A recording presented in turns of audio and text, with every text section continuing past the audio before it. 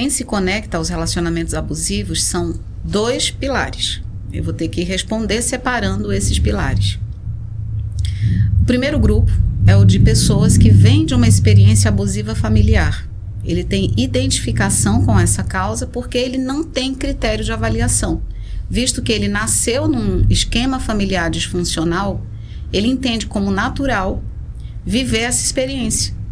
Então, não é fácil para aquela pessoa que veio desse esquema de desrespeito, de agressões verbais, de agressões físicas, de carência afetiva, desleixo, apatia e... esqueci aqui, me fugiu a palavra. Todo esse contexto, ele vai identificando, ele vai se ambientando dentro disso. Ele vai levar para a vida os comportamentos que ele viu, ele assistiu durante toda a vida. Se era natural, no tempo na vivência familiar dele, a agressão física, quando ele for para a vida adulta e se relacionar com alguém e esse elemento estiver presente, ele não vai conseguir entender que isso não pode ser assim. Ele vai entender como natural, porque fez parte da vida dele.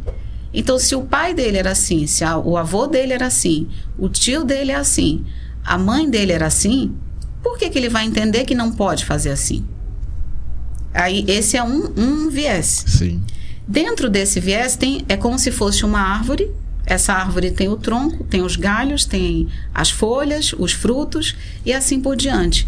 O relacionamento abusivo, ele inicia lá atrás, com a ausência do respeito, com a ausência do respeito à individualidade do outro, com o não respeitar o gosto que o outro tem, a individualidade que essa pessoa, muitas vezes essa mulher, eu falo mulher porque o meu público, a maior parte, são mulheres. Essas mulheres, elas nem conseguem saber quem elas são. Elas nem conseguem saber o que elas poderiam fazer para não estar ali. Então, elas buscam uma fuga da realidade. O que seria ideal para essa fuga? Eu até teria aqui uma experiência para narrar, que foi um dia que eu encontrei uma moradora de rua. Eu estava fazendo minha caminhada, eu morava em uma outra cidade, tinha um parque muito bonito, e eu estava lá caminhando e vi essa moradora de rua. E chegando lá, eu olhei para essa mulher e fiquei pensando, o que leva um ser humano a passar por isso? Ela estava com um cachorro, um marido e uma sacolinha com algumas coisas. E sempre que eu passava, ela pedia dinheiro. No outro dia, eu combinei com ela, falei, amanhã eu volto aqui para a gente conversar. Eu vou trazer uma coisa para você que não é dinheiro. Então, eu fui lá, trouxe um café da manhã para ela, sentei e comecei a conversar. Eu falei, agora a gente vai fazer uma troca. Eu vou te dar isso aqui, mas eu quero ouvir você. E eu quero saber o que te fez vir para cá. Porque eu tô vendo uma moça eu não conseguia saber a idade dela. Mas quando eu olhei para ela, eu identifiquei que ela era jovem. Então eu falei, qual é a sua idade? E ela me disse, eu tenho 28 anos. Eu falei, meu Deus, ela parecia ter 50. E aí, olhando para ela, ela me contou. Eu falei, o que te trouxe até aqui? A resposta dela foi, liberdade. Aí eu perguntei a ela, o que poderia ser diferente do que foi? Por que você escolheu viver essa vida? Ou você foi escolhida para viver? Porque eles têm muito isso do vitimismo e tudo, né? E ela contou toda a história de vida dela para mim. Isso foi bem significativo para mim, porque a partir desse encontro eu passei a dar mais atenção a essas pessoas e a julgar menos. Porque é muito comum quando a gente vê, a gente falar assim, aquilo lá é um vagabundo, pede dinheiro, vai usar drogas. Essa mulher, ela encontrou o acolhimento na rua.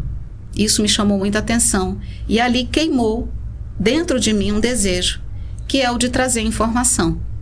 E aí isso volta à pergunta que você me fez no início. O que te motiva? O que te faz fazer o que você faz hoje? É entender, ajudar e extrair o verdadeiro potencial que as mulheres ou as pessoas têm. Porque eu não atendo só mulheres. Mas a resposta dela me chamou muita atenção, porque ela disse, minha família me trouxe aqui.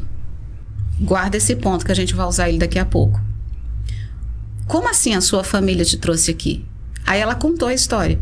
Eu vim de uma família que a gente tinha 17 irmãos, o meu pai abusava de todas nós, minha mãe era usuária de drogas, a nossa família era horrível viver ali dentro. Entre estar com eles e ficar na rua, eu prefiro ficar na rua. Porque aqui eu tenho liberdade. Aqui sempre eu encontro alguém que me ouve e sempre encontro alguém que me ajuda. Isso que você trouxe para mim, eu vou comer por uma semana. E para mim aquilo seria um café da manhã. Mas para ela aquilo representou a semana dela. Ou seja, ela precisava de pouco para ser feliz. E eu falei, e esse rapaz, quem é? É o meu marido.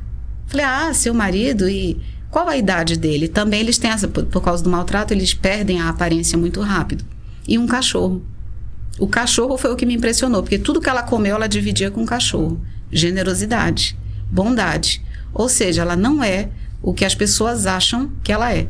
Isso fez com que eu quisesse, a partir de então, prestar atenção um pouco mais à minha volta, porque ali é o extremo de onde se chega a partir de um esquema disfuncional. Falei, onde está a sua família? Eu falei, eu não quero saber. A nossa conversa acabou aqui. Eu não quero mais falar sobre isso. Então, aquilo me deixou muito triste, porque eu acho que ela teve medo que eu conectasse e, de repente, alguém encontrasse ela. Então, a nossa conversa encerrou, eu respeitei, e ela foi embora e eu nunca mais vi. Esse é o padrão, é o perfil que eu falei para você. Eu fui ao extremo para contar que uma família disfuncional, ela gera necessidade de fuga. E é essa necessidade de fuga que faz com que essa família deseje, esse membro dessa família deseje sair dali.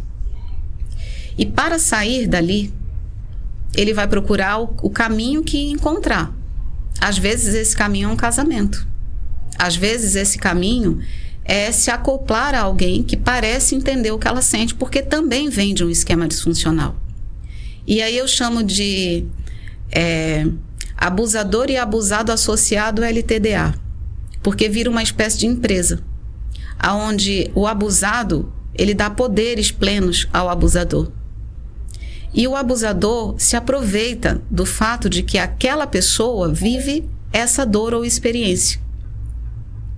Então, o que vai virar depois disso? Novos filhos que são produzidos dentro de um ambiente totalmente disfuncional, que terá também as mesmas características, muito provavelmente, sem nenhuma condição de entender que dá para quebrar esse ciclo, dá para sair daí. Só que para sair daí é necessário ampliar a consciência, e é aí que eu entro. Eu desejo que mais pessoas e encontros iguais a esse, o seu trabalho, possa abrir portas como você abriu hoje para mim aqui, para que mais pessoas possam ter acesso à informação, para saber onde estão ou para saber o que fazer para sair, caso elas já estejam lá.